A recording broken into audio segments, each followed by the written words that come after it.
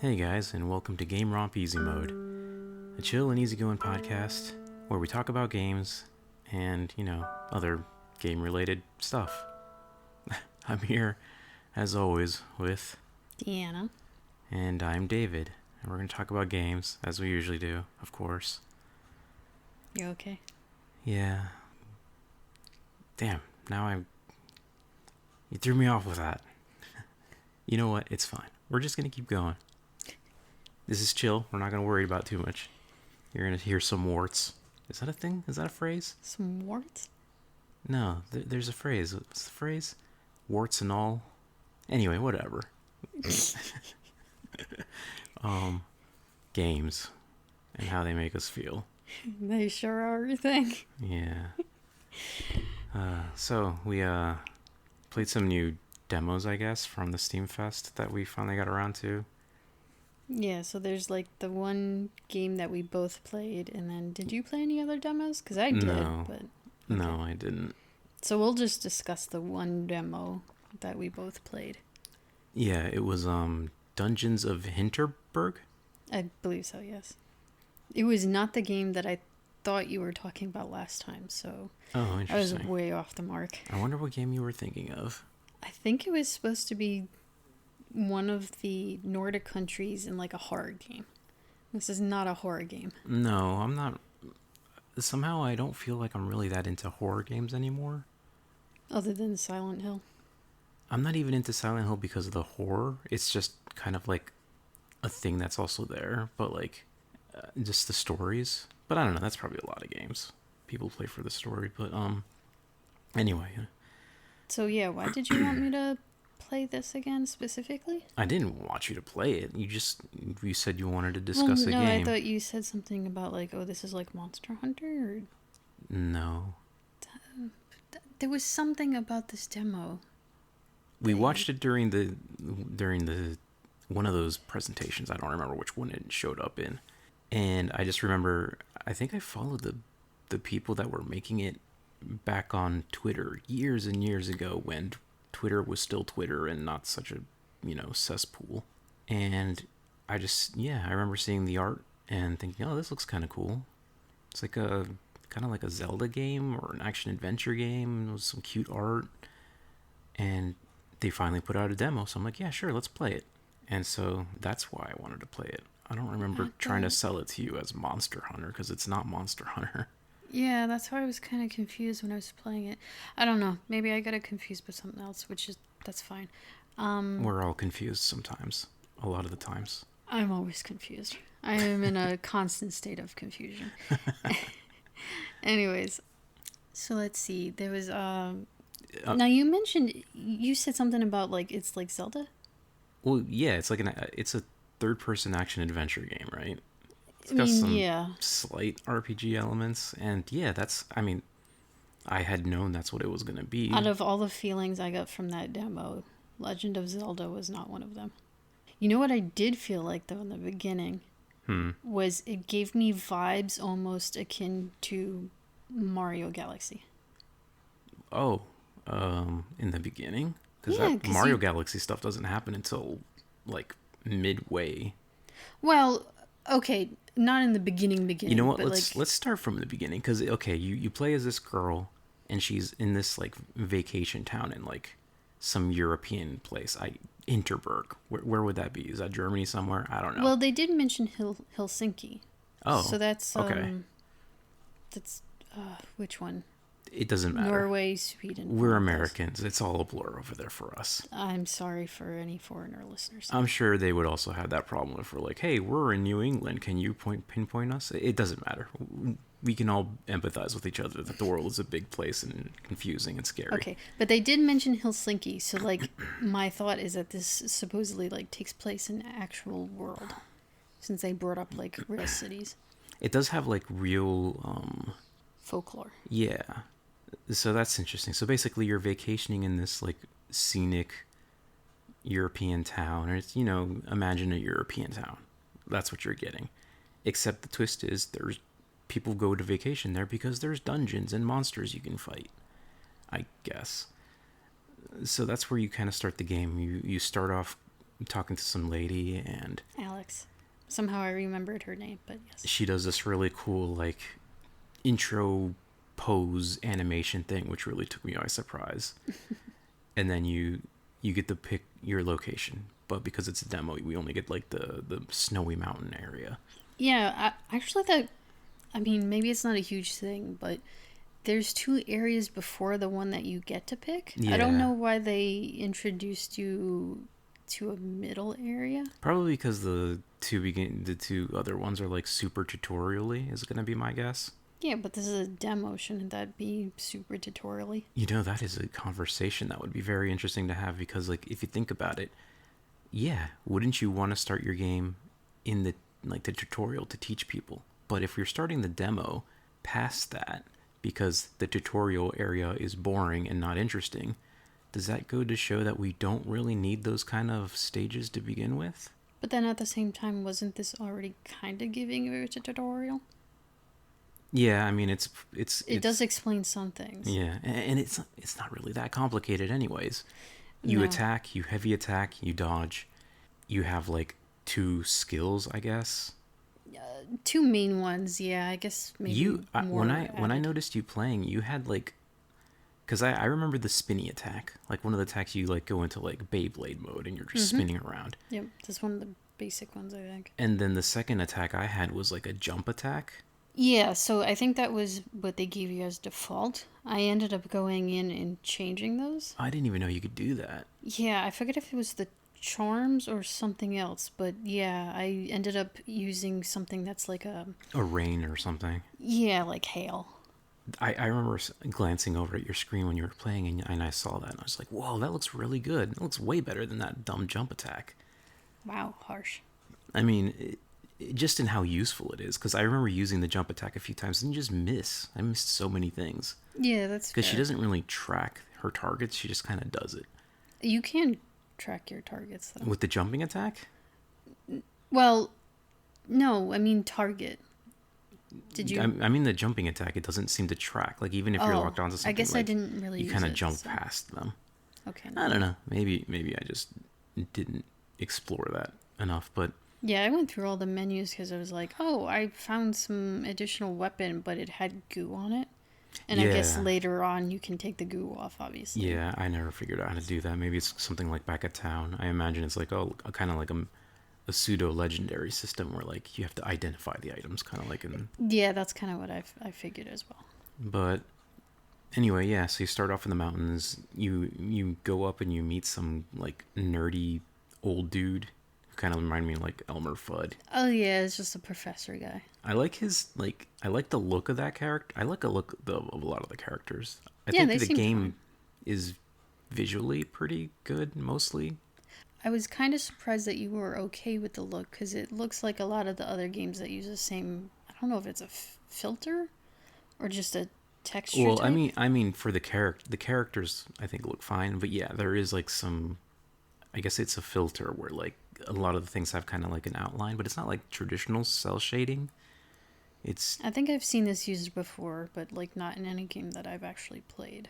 The only other game I can think of that had something similar would be, I don't remember the name of it, which I wasn't planning on talking about it, but there was a game where you're like traversing like this desert planet on this like little floaty motorbike game.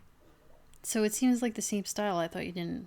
Well, particularly. No, it's not the same style. It's got like the same. I think their shading is different, but kind of the same idea. This game it is more character driven, whereas the other one, everyone kind of wore masks and stuff, so like you didn't really get a sense of their characters. I don't know if I'm remembering that right. It's been so long since I played that demo. Anyway, back to this game. Yeah, so you talk to people and like he gives you like, well, he doesn't give you, but like eventually you learn like a snowboard magic trick, which is kind of funny. Yeah, it's like a light snowboard or like a electricity based one. I don't know how else to put it. Yeah, and so you can like push a button and you're just snowboarding around really fast and you can crash into things and spin out. It's kind of awkward to control. Yeah, the controlling was kind of I think the thing for me, and maybe this could be played up to the reason of, well, it's just an electricity thing, but if it's a power that I supposedly have, I feel like when I create this snowboard with this electricity, I'm just going to call it electricity, that I should be able to control how fast I'm moving. But if I pull back on the stick or pull forward, it doesn't seem like I changed speed. It was just one set speed. I think it does change it, but like not that much, so it's not even very noticeable. Yeah. Other than that, I guess it wasn't too bad. I mean, yes, I did hit things and kind of quote unquote spin out, but yeah, I did eventually get it. And thankfully, it's interesting because in the game, even when you go on the rails, it says, oh, keep pushing to snowboard or skate or whatever they call it. But once you get on the rail, you can you can't get off. Yeah. Well, you can't get off the rail, yeah. But I'm just saying, you can press the button once. Once you're on the rail, you can let go. Yeah. So that was nice. Even though the game says to keep holding it for some reason. Actually, yeah, let's talk about the rails. Because, okay, you eventually, you have to go through these flags, and it makes a rail appear. And these rails become, like, a way of traversing. And it's rails like you would expect. Basically, like Sonic Adventure has done it. And like, except easier? I don't know if the rails in Sonic are hard or not. Like, do you have to balance or anything? No, not really. So, I like these rails because you just step on it. I'm assuming Psychonauts was basically like this too. I don't remember. Lots of games after Sonic Adventure just have like these rails, and honestly, I'm not like a super huge fan of them. It just feels, it's just a mode of transportation that's just been, I don't know, I think a bit overused. I didn't actually mind it, but again, I haven't played games with rails. I will say one thing that's probably, this is a me thing, and maybe other people too, but like on those rails, it kind of moved in a way where it made me feel kind of like motion sick. Poor you. But I think maybe my thing, because again, I was glancing over when you were playing it, I don't think you moved the camera while you were on the rails. No, I just let it do its thing. Whereas like I tend to like look around, and then the camera kind of gets all wacky if you're doing that while you're on the rails. So you were making yourself sick. Well, I was trying to like, I was like looking around, but then also trying to follow the cam, and like, oh god, it's just very like. Well, maybe next time you can just let the rail do its job. Yeah, maybe. But like, I don't know. I felt it did not make me feel good. I didn't like that. Okay. Well, I had no trouble with the rails. I just jumped on, let it do its thing. I didn't move the camera. I didn't hold down the button like the game said to, apparently. The thing, I was actually kind of happy because at first, I don't really play any games that have things such as rails. That's just not what happens in my game types. But because I was getting the snowboard-like effect, I don't know which games had snowboarding. Like, I know I remember vaguely playing those when I was younger, or like they would have the sports games or skating games at like the stores or something, and you would play their demos. So I was almost going into it feeling like I would have to balance the board almost to make it more of a challenge to get to where I was going. And then once I figured out I didn't have to balance and I could just let it do its thing, yeah. I was like so relieved. Yeah, that's the other thing, is it's just kind of like you get your board up to this pink line and then you just wait. Like, you can't really do anything, so. I didn't mind it. But I guess if you wanted to make it more active, that would be a bother. I don't know. I wouldn't call it a bother. It's just, it just is what it is. Because, like, when you're snowboarding around otherwise, you have to be very careful. But suddenly when you're grinding, which you think would be hard to do, it just becomes, okay, time to take a break and rest. Yeah.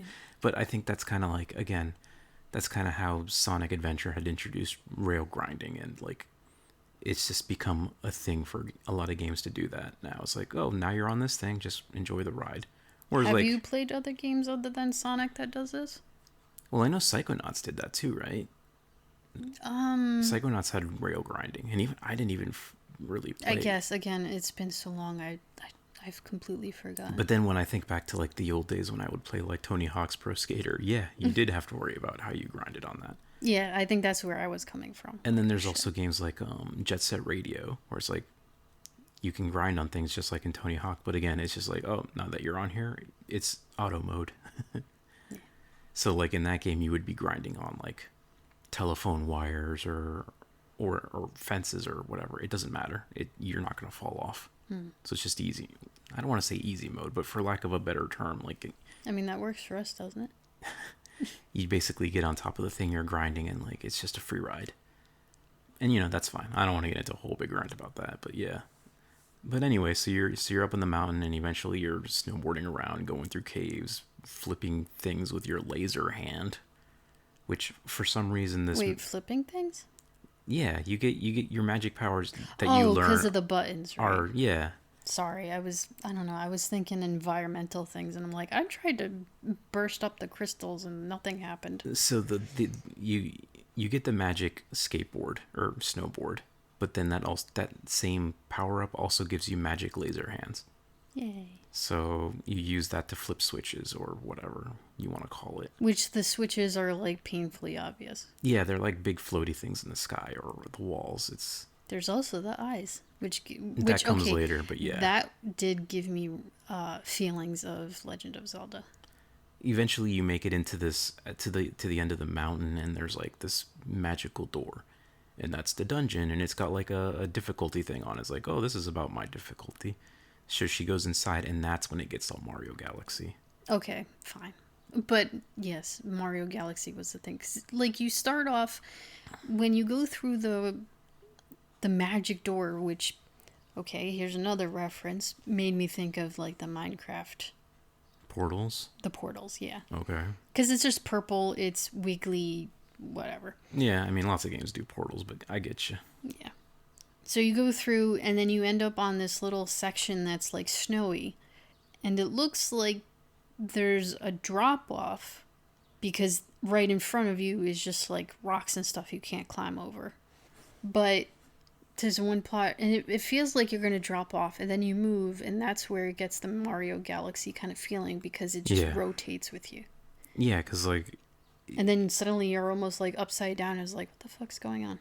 Yeah, you're basically on like a little planet thing. You walk on the bottom side of it, and it's got stairs, and then you go up it, and you go on more rails, and this time the rails are even crazier because gravity doesn't matter anymore. And this is really where I was like, oh god. Poor you. Yeah. But anyway, you go through this like weirdo dungeon. It's not even a dungeon. It's just like this weird like...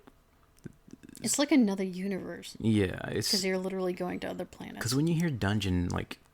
I think of like a Zelda dungeon, or like, just some castle ruins or whatever. Something that's enclosed. A cave, yeah. But this is like a bunch of little planetoids that you're skating around on, like, Sonic rails. So you're going around, and like now the switches are eyeballs. Yeah. And there's like a bunch of like combat zones and stuff, and there's like, at least in this one single dungeon we explored, there's the puzzle aspect to it, which is extremely simple. Yeah. But with a lot of lasers. Well, that part, but also, I don't know if it counts as a puzzle, but the first part where you have to, like, get the eyes and have all three of them close at the same time, and if you don't do it, then they open back up. Yeah, just gotta do it fast enough. Yeah. Which, like, two of the eyes are in sight of each other. It's the third one that you have to go around a corner-ish. Yeah, that wasn't too bad. But would that still count as a puzzle?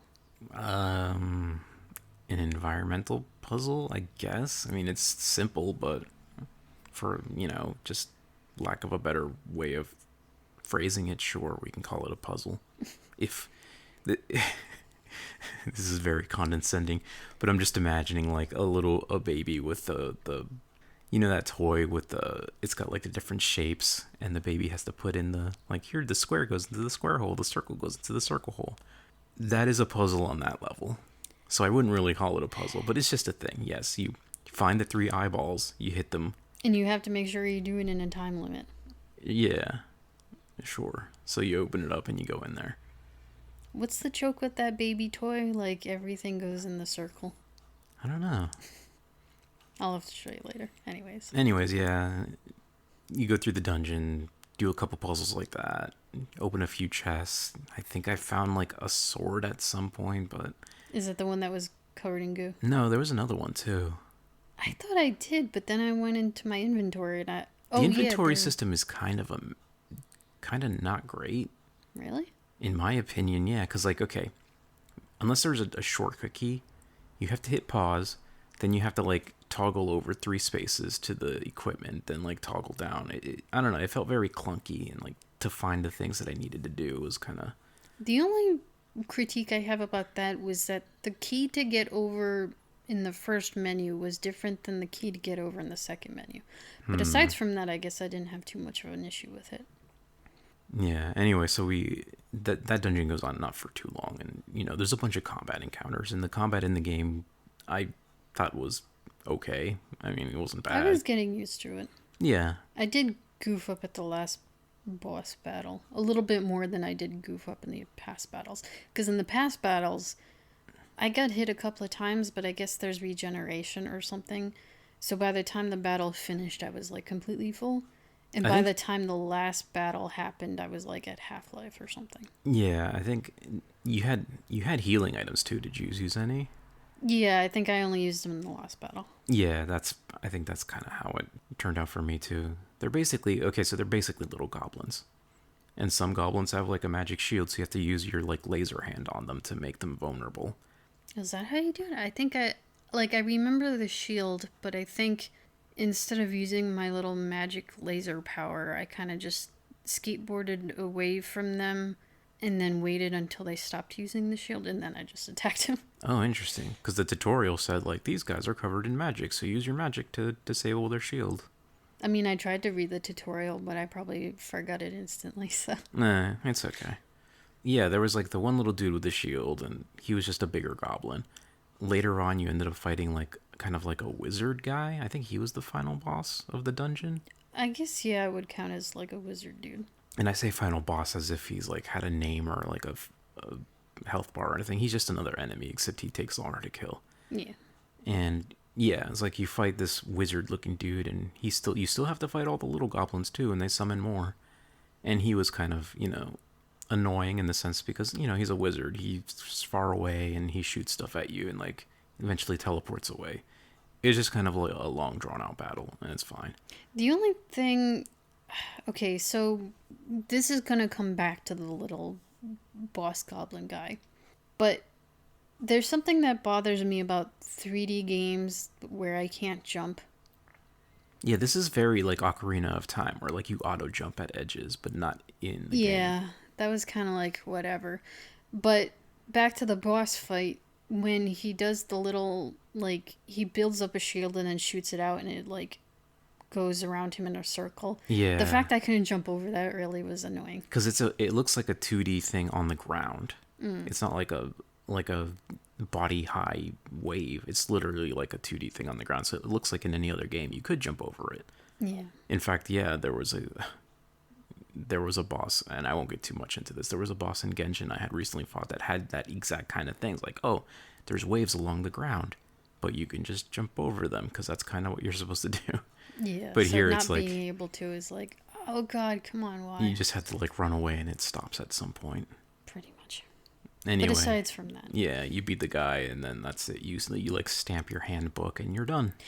that was another weird thing. Like, okay, I guess this is supposed to. It's like a vacation thing, yeah. Yeah, it feels more like an amusement park, but I'm beating the shit out of these little goblin dudes. Like, this just. I don't know if there's feelings to it. I don't know if there's like a story to it. Like, do they keep reviving? Do these little goblins love this? Who knows? Are they not real, maybe? But it's just but like... they're in the real world as well. Oh, yeah, they are. I don't know how to explain And this. then, it's just you go through this dungeon, you're beating the shit out of these creatures. You're, in theory, killing them. And then you get to the end of the dungeon and it's like, oh, I'm gonna stamp my passport. Well, yeah, it's like a stamp what? book thing. Yeah, but it seems so weird. Like, we have that here in New England as well. Like if you there's like a lighthouse stamp book you can get, and like wait, really? Yeah, you can get like a little stamp book and you visit the lighthouses and you get a little stamp. Okay, but I'm not beating the shit out of anything while I go to the lighthouse. But I'm just saying it is a touristy thing. That's what they're playing on. No, I know. I get the tourist aspect. It's the beating the hell out of these creatures and then like, oh, I'm gonna stamp my book. Yeah, I mean it's a funny little thing. I don't know. But yeah, then after that you get like a town moment, right? It's like, oh, you want to go hang out in the town? Or you could just hang out with Alex, I guess. But I ended up hanging out in town because I wanted to see the town. and I walked around a bit, and Please tell me you also got Persona vibes from this. I mean, you haven't really played a Persona game, have you? No, but I've watched you, and it's like, oh, go around town, meet these people, time passes by. I mean, sure, I guess that in that sense, yeah, it's kind of that, but Build a relationship, get special things from them when you do. yeah, we have Persona at home, I guess. Basically.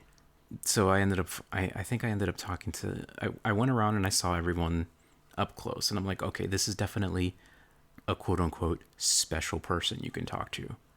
Yeah, Some they like definitely they look different. out of place. So I made sure to not talk to any of them or not initiate the quote unquote date, whatever, until I've like looked at everybody. Oh, I initiated the first person I came across. Yeah, I think I noticed that. But yeah, he was like some weird dressed up dude. I think he had like funny glasses on. I saw him and then like the other dude behind him, and then I went to the other part and there was like these two kids like bumming around on the sidewalk. So I make it to the third location in the town, and there's a bunch of shops. And one of them was like a coffee shop, I guess. And I talked to the lady in there, and she's like dealing with this customer who's asking for ice cream, and she's like, "Sorry, we only sell coffee here." And then I got the option like, "Do you want to hang out with her?" And I'm like, "No, she's working. This feels annoying. I'm gonna go talk to the other person." So I went to this other lady, and she's the one that's like, I guess she does weapon upgrades. Her store is right next to this big like multinational corporation that sells like adventure gear and weapons, and she's like the mom and pop shop version of that. So she's like, "Oh, they're putting me out of business, but I put a special touch on my products, blah blah blah." So I hung out with her. Okay. And we just hung out in front of her store, and she taught me how to upgrade the weapon. And that was our kind of like quote unquote little date. Oh, okay. Whereas I know I kind of glanced over at you, and you hung out with the guy, and you guys went like somewhere else altogether. Yeah. So I went to the first guy that you come in contact with, and I just initiated the thing then, so I didn't get to see the rest of the town. So he's wearing the funny glasses. I guess you didn't see him up close enough. His glasses spell out loot. So he's basically like a YouTuber or a streamer, if you will. And he's like, "I'm going to show you how to hang out and party here or something." So when you do hang out with him, you go into like this little bar. You're sitting at the bar, but I guess it's like kind of like a nightclub setting. I don't know. I've never been to a club. I don't know how this shit works, but there's people dancing in the background and there's funny lights, so I'm assuming that's what they call a club. And you're just sitting at the bar. You're just sitting at the bar, and he's talking, and he like, I don't know, I guess he gives you like these 3 life advices, or maybe it's not life advice, it's advice of like how to do you quote unquote YouTube videos, or maybe a streaming thing. I don't know. I kind of just blew past most of it. He seems okay. He's like a silly dude. It's whatever. And then he also said something about bonus advice, but I don't think I ever got to the bonus advice. I don't know. So you just kind of hang out with him, and then you get relationship points with him. You get a little bit of renown, which, I don't know, I guess that is a thing later in the game. And then time passes. Like, it didn't seem like... It was kind of cute for its own thing, but clearly it didn't stick with me much. Yeah. So I was just like, I hung out with this dude, and then you get a relationship. Yeah, I'm sure they get more interesting the more you hang out with them, but it was just surface level stuff at the beginning. And, it's fine. Then you end up in your, like, bedroom, and it's like, oh, it's nighttime, just like in Persona. Yeah, basically. Time for the next day to start. And that's where the demo ends. Pretty much. And, yeah, it was a thing. It was okay, I guess. Yeah. Like, it's hard because it's just not a game type I generally play. Yeah, and it's not really what I was expecting. What were you expecting? I don't know, but not that, I guess. Oh, did you meet up with the dancing goblin people?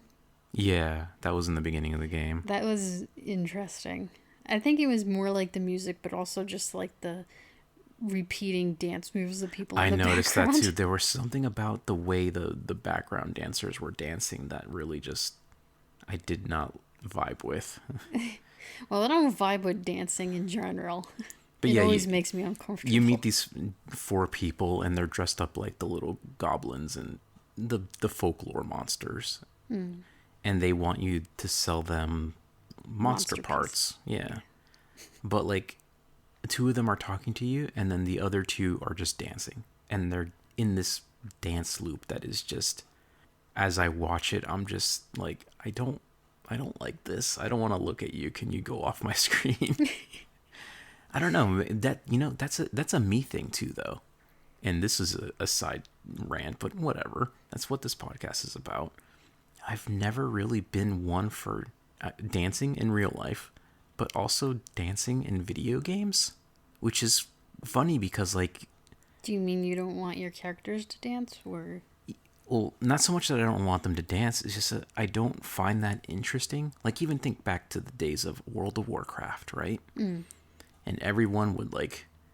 Oh, we're in Goldshire, or we're in Orgrimmar by the mailbox. Let's type in /dance. Or we're waiting for our dungeon thing to start. Let's type in /dance. And your character just starts dancing. Yeah.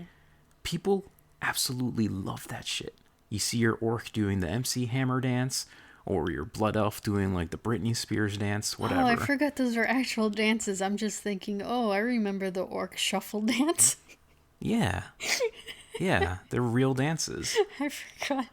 And like you also get like Fortnite has all their dances now too, right? Yeah. And like people love video game dancing, but like I don't know, I don't find it interesting, and I also kind of like, oh god, okay, you got to remember I'm old. You're going to be a curmudgeon. I try my best not to be a curmudgeon. I'm not trying to shit on people's enjoyment.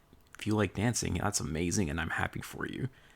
But like somehow when I see these dance things, it just makes me feel like an old man in the sense of like, I don't want to be like yelling, "Stop dancing, kids!"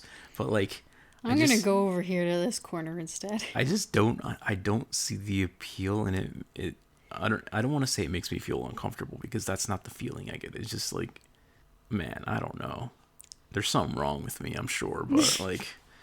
It's okay. Like at least in the sense of, wow, I probably had danced a little bit before. Although I played usually the orc female, and their dance was, but I can probably guess that I had put on dance in a sense of like going AFK. Maybe it's the nature of it being so loopy, like it loops pretty fast. Like when I watch somebody dancing, like a real human being dancing, and they're doing like an actual dance, like a choreographed thing that like it's not just a 10-second loop. It can be interesting to look at, or even cool. Somehow in a video game, it triggers something in my mind where I'm just like, I don't want to see this. I don't know why. That's fair. And just as a quick side before we get back to actual game talk, yeah, if I'm watching just people in a club dance, I'm like, this is awkward, whatever. But watching a choreographed dance, like Perfume perform, or a Lady Gaga, from freaking already a decade ago, and I'm watching those dances with actual steps and stuff, yeah, I do kind of enjoy those, but random people dancing is uncomfortable. I don't know. It's a thing. So yes, when I saw those monster people dancing in Dungeons of Hinterberg, it just triggered that thing inside of me where I'm like, yeah, I was uncomfortable too. I was like, okay, I'll get through this conversation and I'll just go away. It just feels like I'm sitting here having a conversation with your friend about collecting monster parts and about like all this stuff, and you are here just gyrating. Yeah, like constantly. It's like, do you need water? Are you okay? Maybe they're going through that dance hysteria issue. Yeah, it's like, have you been cursed with like dancing shoes? Because like we've been having this conversation over here for a few minutes, and you are just gyrating and gyrating and gyrating and like not doing anything else but gyrating, and it's off-putting. It's like, hey, I guess we should be happy that they weren't. I'm trying to have a conversation with you, and your friend over here is just gyrating They're uncomfortably. Just twerking. Why won't they stop twerking? Yeah. Oh. Thankfully, they weren't actually twerking, but the idea is there. What a game. I probably am not going to get it, but I mean, that doesn't really say much because I'm probably not going to buy any game anytime soon for budgetary reasons. Yeah. Okay. So assume budgetary reasons were not a thing for us. Is this a game that you personally would buy if you could afford it, regardless? I would also have to assume time. I just mean on the merits of the game itself, or the demo I don't itself. know. It's tough. Like, if I had nothing else to play, I probably would.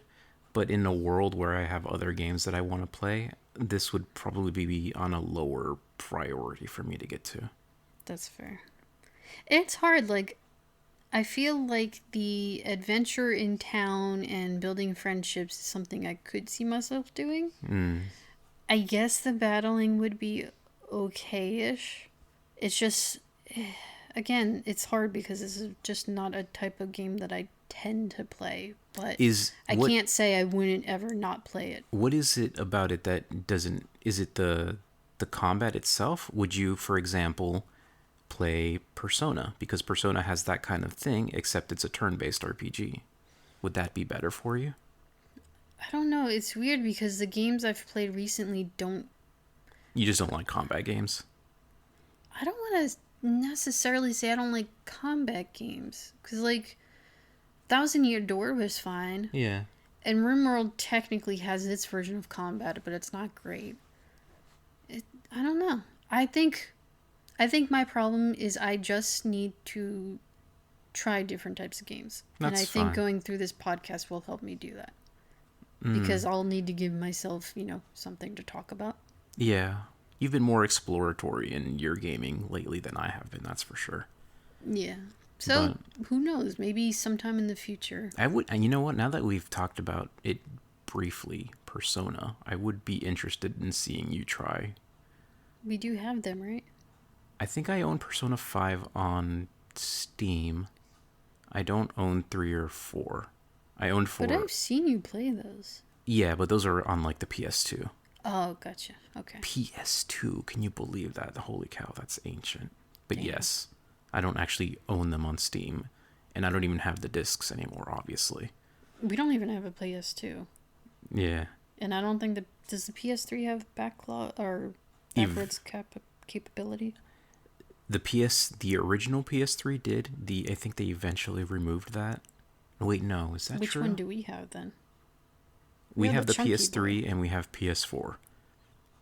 Backward compatibility on the PlayStation is a whole big nightmare to get into, but yeah, at some point they removed it because they couldn't necessarily emulate it, so they were basically putting the PS2 hardware into the PS3, and they're like, that version? no. Okay. Anyway, Well, then I'll try PS5 or Persona 5. Persona 5. Yeah. That's probably, in my opinion, the best one. I would kind of Well- assume that the further they go on, usually quality of life updates. You know what? I can't say it's the best one. It's probably the most fun because I like that in that game the demons are just the demons, and you have the demon conversations that you do in regular Shin Megami Tensei, whereas in Persona 3 and 4 it's not the demons you're fighting, they're like shadow things, which they're their own thing. I guess I kind of like the Chie and the Kanji storyline. Yeah, I think the characters and story wise, Persona 4 was my favorite with Chie. And Chie is always going to be like my favorite of the Persona quote unquote waifus, if you want to call them that. Always feels weird to say that word. Waifu is easy. Husbando is the harder one. Even though it's just adding an O. It's all very, very weird, isn't it? Cringy. Yeah. But I don't know. I do love Chie. She's so cute. Anyway, we can talk about Persona some other day. But it would be interesting to see you play one of those and just to see how far you get. And like, Fair. those are also very long games, though. Yeah. That's another thing I'm going to have to get over is the time sink. It's interesting because I love long games. Like, obviously I'm playing like Genshin, which is just the most ridiculously long game I've probably ever played. Infinite long. Like, I cannot believe the stuff. Like, okay, I'll very briefly swing into like, what have we been playing? Well, I've just been playing more Genshin as well. And there was like a quest that For like the past 5 episodes. Yeah. And you know what? I think this is going to be a thing that I bring up in a second, but let me just finish this thought about the quest that I recently jumped into, because there was this quest that's like, oh, it's got these cool rewards that I want to get. So I'm like, okay, let's start it. And it basically ends up that we kind of go into this chasm and fall into this part where we just get stuck, and the characters are stuck down there and they can't get out. And there's like illusionary cave walls, and we're trying to figure out why. And like it's just days and days down there. Like some of the quest things are basically, well, wait a day, so you just turn on your clock and you wait. And like they're like, it's weird, we're not getting hungry, we're not getting tired, but we've been down here for like a few days. And the other person like, no, we've been down here for like a few weeks.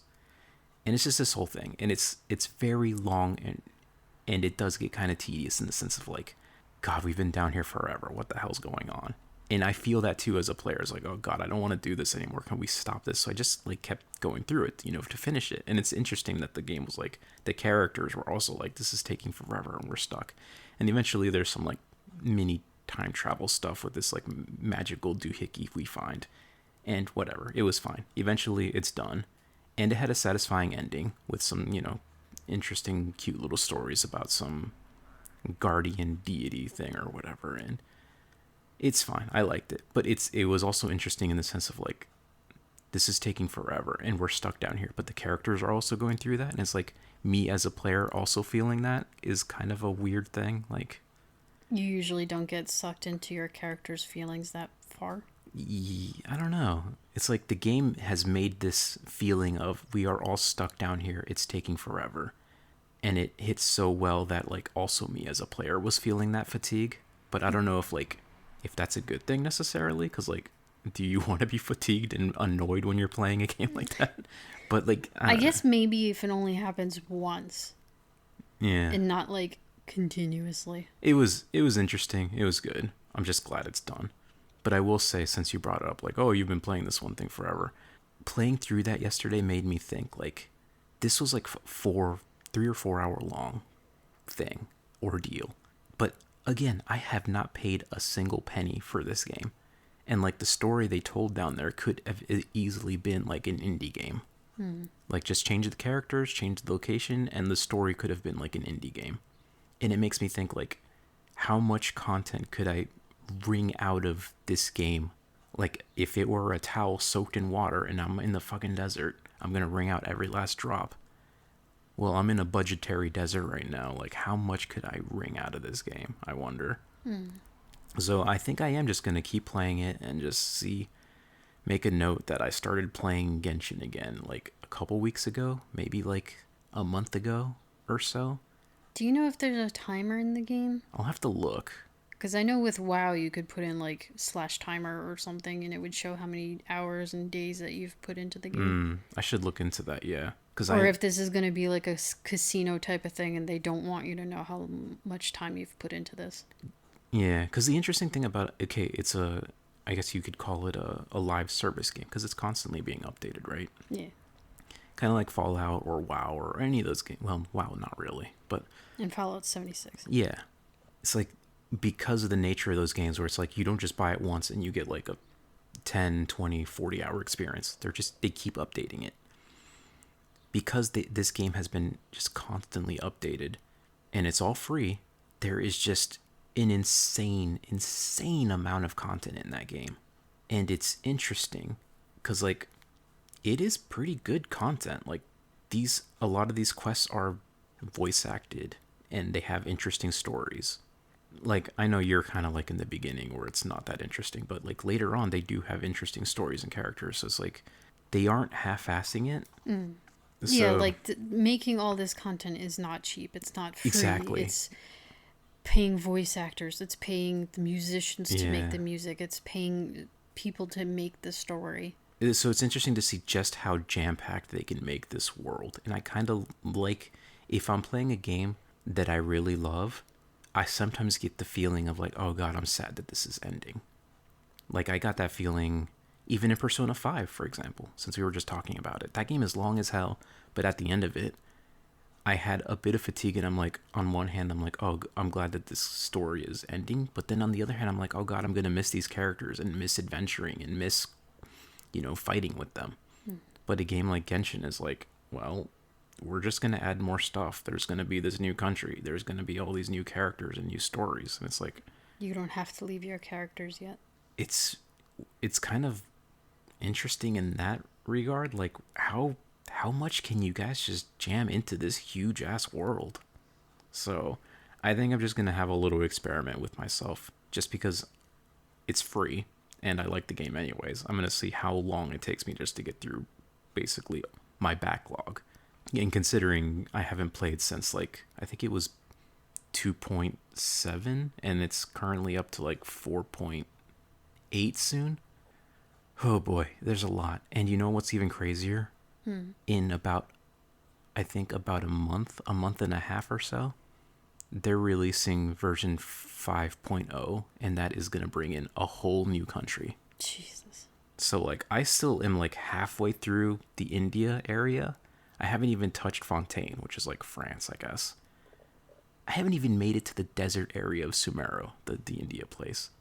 And they're going to release a whole nother landmass in, like, a couple of months. Thank goodness for Wales, I guess. Because this is the only way they're really doing that, right? I guess so. It's crazy. The just staggering amount of content. A lot of people I know, they want short games. They want to finish their story and move on to something else. And I get it, because there's so many cool games out there right now. I think another aspect, though, at least the difference between us, is when we're having our recreation time, if you will, your recreation time is just play game. Whereas my time is kind of like, okay, maybe I want to play a game today, or maybe I want to go down in the basement and work on my art stuff. Like, I have other things to do. Yeah. No offense to you, obviously. I mean, if all you want to do is play games, have at it. And but, watch like, TV. I have so many things I want to do. And then, like, I haven't even touched my crochet in forever, and that's probably, I should keep that up so I don't forget how to do the basic stitches. But it's like, I have so many things I have to split my time between. But yeah. You're lucky in the sense that you just want to do one thing. True. I don't really feel the need to do other stuff. I'm almost jealous. Yeah, I could see why. Because it's a lot easier to be like, well, I have this one thing I want to do, and I'm just going to do it. Whatever. Yeah, and I'm like, oh, there's like 5 things I want to do. I want to do art. I want to do crochet. I want to do working with the cardboard and making things and hopefully not slicing my finger off next time. All this stuff. And it's just like, man. But I it's wish also, I could concentrate on one thing. It's also kind of, in a way, even if you do only play games like I am, it's like I still kind of wish I could play more games, but I think that's mostly a budget thing. Like, I never got around to playing Dragon's Dogma 2, and I really wanted to. But there's only so much time in the world, and ultimately, if I'm enjoying my time, I'm not going to feel too guilty about it, so whatever. Anyway, I'm sorry I took up so much time with that. I'll quickly get through my... It was just another demo, so it's pretty quick. Okay. I was testing out, as you saw, trying to get a green screen to work. It's not going to work. I'll get rid of it, whatever. As I was testing it, I just happened to boot up Death and Taxes. Yeah. And when I did, I noticed that they had a new announcement. So I checked it out, and they're like, oh, we're coming out with a new game. Here's our demo. I was like, oh, okay. So it's called Craft. I don't know if it's a working title progress or if they're going to keep that. Whatever. Craft as in crafting? Yes. Okay. So Craft. Okay. And yes, it's one of those, like, you're playing a shopkeeper and you're going to sell items. And this kind of game has been done a lot. I know I played the demo for, like, Potion Maker or Potion Shopkeeper. Something to do with potions. I forget the name. This one might be a little bit different because, again, it's similar to Death and Taxes in that it's, like, a lot of, like, clicking game. Mm-hmm. But you're a shopkeeper, and I guess your main trade is working as, like, a blacksmith. But you can do other little crafting things as well. In the demo, you do 3 jobs. 2 of them are blacksmithing.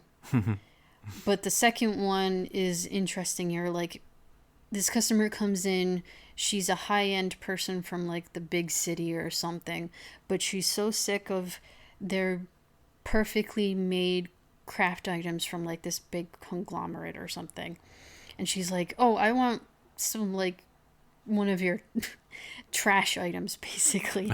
Which sounds offensive, but it works out for you in the long run. So you make her a tiara out of scraps. and you pick a blueprint of the tiara you want to make. You make it out of scraps, which for this reason happens to be like tree branches, I guess. And then you go in the alleyway and you just pick up some random shit from the ground to like stick on it. And then you give it to her and hopefully you get a good enough. But she's like so this is like a mostly furry game. Yeah. So I picked, when you start the game, you can create your character vaguely. You can choose from either an elf, which is like the only humanoid I think I've seen, or a cat, or an insectoid. And of course, a male or female for each. Obviously, I picked the cat because duh. And all the customers are also furries. So the second character who wants the trash tiara is a raccoon. So it's like, oh, trash panda. So it basically works into that. And the blacksmithing, it's interesting because, yeah, it's a point and click and stuff, but I kind of found it interesting and fun. And you get the ingot, and then you heat it up, and then you do this kind of like mini game where you have to press at certain points to like form it into whether you make the hilt or the blade bit itself. And then you sharpen it on the spinning wheel and all this stuff.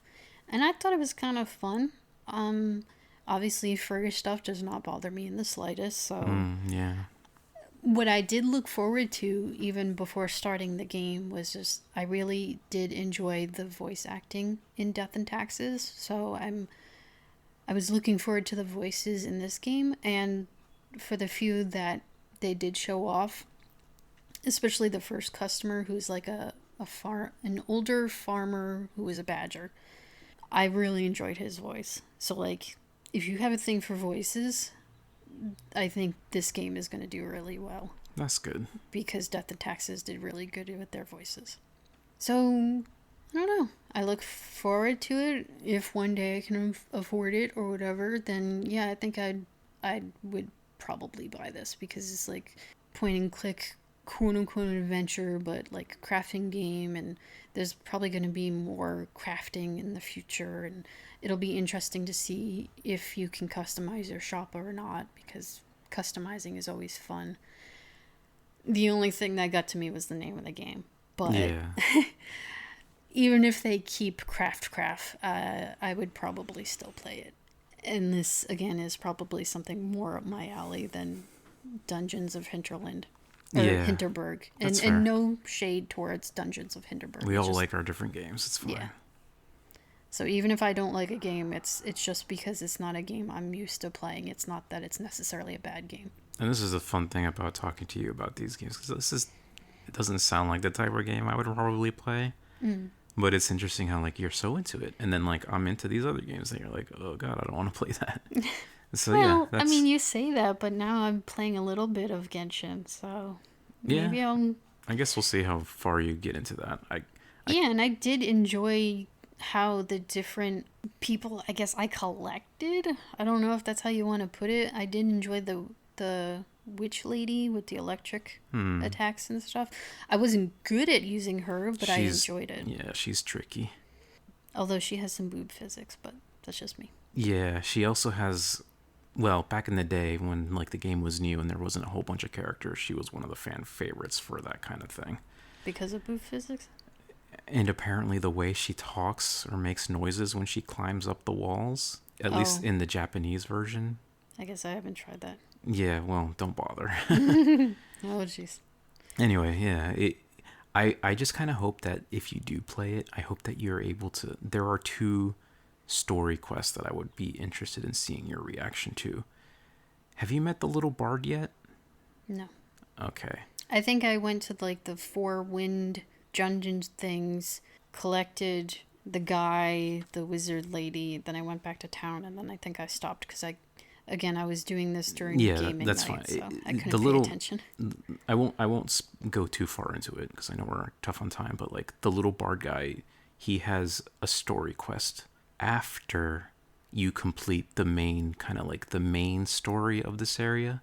Later on you can talk to him again or whatever. The game will tell you, and he has like a story quest where you just kind of get to know him and his past, and that's really good.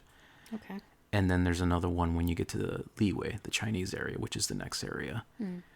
Eventually you'll be put into contact with, let's just say, somebody that works at a funeral parlor. Ooh.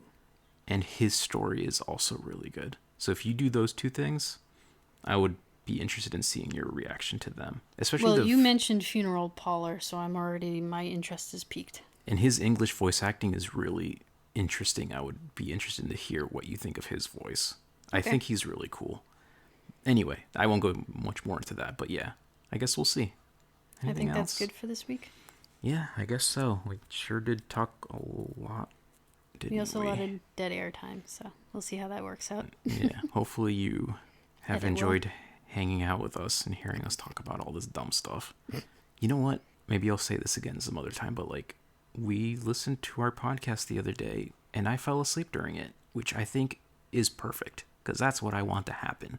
I didn't, because I take forever to fall asleep and I was focusing on what I could have fixed, because with episode 10, it was done by AI and True. I'm like, I could do better than this, so I think I will. Yeah, that's fair. But like, I think my goal with these is just to have, again, a chill, easy not too loud, easygoing kind of combo where you can just throw it on, you can hang out the whole time, or you can just fall asleep, because that's what I like to do. Anyway. So leave us a comment and tell us which version of enjoyment you went with. Sure. You know, all that podcaster stuff, like leave a comment on the thing and uprate it, upvote it. I don't know the internet lingo. I'm sorry. Just do us a help. Yes, do us a help, if possible. If you can spare a help, then do us one. It's free. I hope so. I don't know. It probably is. I don't use those. I don't use Spotify or Apple Podcast, so I don't know. But I'm sure it's fine. And thank you. And we love you. And we'll see you next week. Bye. See you later. Bye-bye.